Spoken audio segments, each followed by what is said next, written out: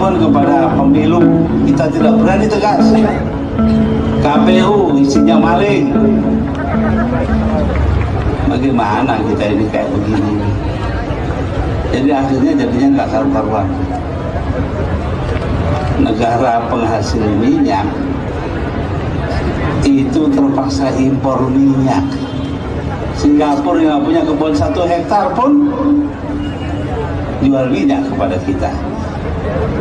Ampun sudah.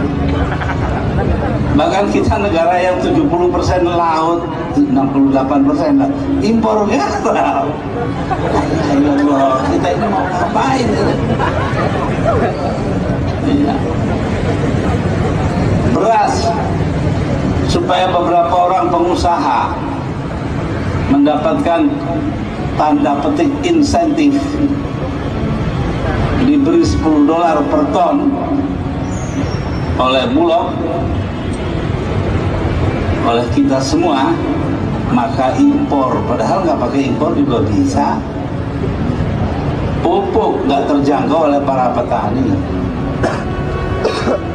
bensin nggak terbayar oleh para nelayan, sehingga pada berhenti.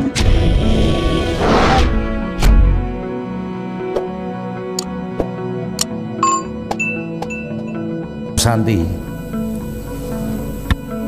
Terima kasih Bapak Pimpinan, Bapak-bapak yang saya hormati.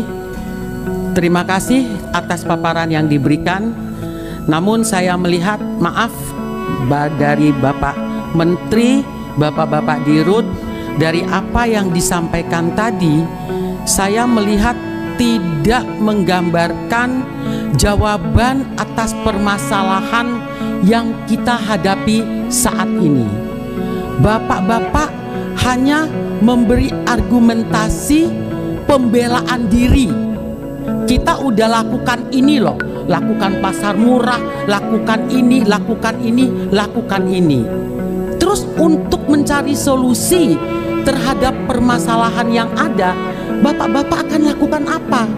Itu yang ingin kita ketahui sebenarnya. Sekarang ini kita tahu permasalahan kita. Import kita, beras kita begitu tinggi, import tertinggi sepanjang sejarah 25 tahun ini. Import tertinggi kita untuk beras. Import tinggi, sudah importnya tinggi, harga berasnya tinggi. Harusnya import itu kita lakukan untuk mampu melakukan stabilisasi harga beras di tengah-tengah masyarakat. Harga beras tetap tinggi, beras tetap langka, berarti masih ada masalah di tengah-tengah masyarakat kita. Ini yang saya ingin dengar dari bapak-bapak, bukan pembelaan diri yang ingin saya dengar di presentasi bapak-bapak pada hari ini. Sekarang salah siapa? Salah petani, salah produsen, salah pemerintah, salah pedagang. Siapa yang salah terhadap permasalahan yang kita hadapi di sini? Jangan kita saling salah-salahan. Pak Mendak tadi mengatakan salah El Nino. Ya enggak. Kalau salah El Nino, kenapa harga beras di Singapura dan Malaysia stabil? Kita jangan dibodoh-bodohi semuanya dengan alasan El Nino. Kenapa bisa stabil di negara lain? Kenapa carut marut harga itu cuman ada di negara kita gitu? Ya kan? Ini juga makanya kita jangan seperti pemadam kebakaran. Hanya kalau ada kebakaran, kita padamkan apinya dengan cari pasar murah, cari ini, cari ini. Tapi permasalahan dari mana datangnya api itu tidak pernah kita cari. Ya akan berulang-ulang terus, Pak. Apa nih yang bisa kita lakukan sehingga permasalahan ini tidak terjadi? Nah, sekarang sudah tahu beras ini kita langka, produksi kita kurang. Dirut Pupuk baru mengumumkan lagi bahwa harga pupuk ke depan ini akan naik karena apa? Gas yang juga akan naik. Nah, ini kan jadi hal-hal yang announcement yang meresahkan di kalangan petani kita. Justru dia berharap ke depan dengan ketahanan pangan, kemudahan-kemudahan bagi petani, diberi gambaran akan naiknya harga pupuk ke depan. Nah, ini saya rasa pemerintah harus duduk semuanya bersama dengan stakeholder terkait bagaimana ke depan ini. Jadi jangan presiden kita teriak-teriak terus masalah ketahanan pangan, kedaulatan pangan, tapi apa yang terjadi itu bukannya semakin membaik, semakin memburuk. Impor beras tadi disampaikan Pak Mendak 3,5 juta ton. Saya juga ingin tahu kemana sih distribusi 3,5 juta ton impor terbesar sepanjang sejarah ini. Oke lah, tentunya untuk program-program pemerintah, stabilisasi harga, KPM, oke. Tapi kita pengen jelas pendistribusiannya itu sebenarnya berapa ke ini, berapa ke ini, berapa ke ini. Kenapa terjadi hal-hal yang terjadi sekarang ini? Miris Pak, ngelihat di media sosial rakyat kita antri begitu panjang Pak untuk beras. Antri beras murah Pak, harganya juga nggak murah-murah amat. Kalau Bapak tadi mengatakan Bapak Dirut RNI, saya tanya ke Bapak tadi harganya berapa sih? Harga murah yang Bapak sebut tadi nggak murah-murah amat juga yang disampaikan gitu. Benar kan Pak? Nggak murah-murah yang disampaikan. Tapi rakyat begitu antri.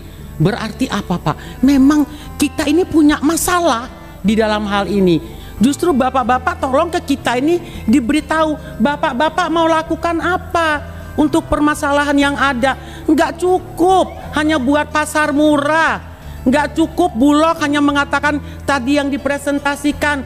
Harus ada langkah konkret bersama yang dilakukan oleh bapak-bapak, nggak masing-masing jalan sendiri-sendiri sebagaimana yang bapak-bapak sampaikan tadi. Saya rasa demikian Bapak Pimpinan, terima kasih. Oh, satu lagi Pak, saya minta perdagangan dan bapak-bapak juga ngawasi oplosan Pak. Saya baca nih ada pengawasan yang mengoplos ini dengan beras yang susah ini, perdagangan nih.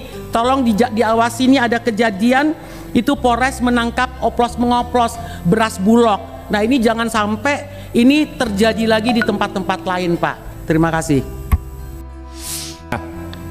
Kemudian untuk ID Food, ini untuk ID Food Pak, bulan Desember Pak Dirut, bulan Desember yang lalu Pak, beras itu masih 55.000 di pasar. Kami saat itu mendengar El Nino, mendengar bahwa ada kelangkaan beras per 55.000 5 kilo, 55.000 bulan Desember, sehingga kami saat itu ada kegalauan di diri kami tidak bisa memberikan sesuatu kepada rakyat. Maka kami, banyak kawan-kawan kami di Komisi 6 melakukan bansos, pakai duitnya sendiri tentunya, membelinya di RNI, karena kami merasa bisa dapat lebih cepat dan berasnya kualitasnya bisa lebih bagus. Nyatanya di RNI harganya saat itu 80.000 Pak. Kami sedih, karena apa? RNI harusnya jadi stabilisator, harusnya jadi contoh buat rakyat, tapi ternyata akhirnya pedagang-pedagang di pasar ngerti harga di RRI ngawur, mereka tidak takut-takut lagi menaikkan harganya. Dan Bapak tahu hari ini Pak, kami kemarin ini serius Pak, ini Pak, Bapak harus perhatikan hal ini. Kami kemarin Pak, ini mau Ramadan, kami pasti ditunggu oleh rakyat kami, Pak Mufti, teman-teman yang lain berbagi nggak beras pada kita, ya kan? Kita sedang langkah di pasaran. Sama tahu Pak, kita tanya ke RNI berapa harganya, 100.000 Pak per 5 kilo. Bapak tahu di pasar berapa sekarang Pak? Di pedagang-pedagang pasar kami beras terbaik aja 70.000 Pak. Kalau Pak Menteri Perdagangan saja sudah berjibaku, berpeluh keringat menurunkan harga, tapi Bapak tidak ngasih contoh yang baik, tidak ada gunanya Pak semua ini Pak. Kalau RNI hanya mencari keuntungan, tidak hadir untuk rakyat, bubarkan saja RNI Pak. Minyak goreng, Pak Mendak tadi sudah sampaikan harganya berapa. Bapak jual harga berapa Pak? 1 liter 25.000, gila Bapak ini Pak. Saya tidak tahu apa dasar Bapak menetapkan harga begini Pak. Perbaiki Pak. Kami ini beli kepada mitra kerja kami, tujuannya apa? Pertama, karena beli kami banyak. Yang kedua, kami ingin memastikan bahwa kualitas beras dan minyak yang kami berikan kepada rakyat kami, kepada konstituen kami yang terbaik. Tapi bukan kemudian dijirat oleh Bapak. Yang kedua, ini bisa jadi contoh yang presiden yang buruk buat rakyat kami Pak. Kemudian yang kedua untuk Bulog. Bapak tadi menyampaikan bahwa gabah di petani 7.000. Bapak bohong. Bapak tahu yang viral di media sosial. Bapak punya TikTok tidak? Punya Facebook tidak? Rakyat kita menjerit, Pak. Mereka bilang bahwa harga mahal beras di toko-toko, di pasar-pasar, tapi gabah kami dibeli paling mahal Rp5.000. Apa gunanya Bulog, Pak? Malu kami di DPR ini, Pak. Tidak ada yang bisa kami lakukan untuk rakyat. Oke, Bapak 3 bulan di tempat ini. Sekarang kami tanya, kapan gabah tadi bisa benar-benar Bapak beli minimal sesuai dengan apa yang Bapak katakan, Pak? Itu saja, Pak, yang kami tanyakan, Pak. Kita sebagai manusia yang ditanya dari integritas kita, Pak. Kalau Bapak yang Bapak katakan bohong, yang Bapak katakan tidak sesuai dengan apa yang disampaikan dengan di kenyataan, maka akan dicatat oleh sejarah apa yang kita lakukan hari ini. Terima kasih.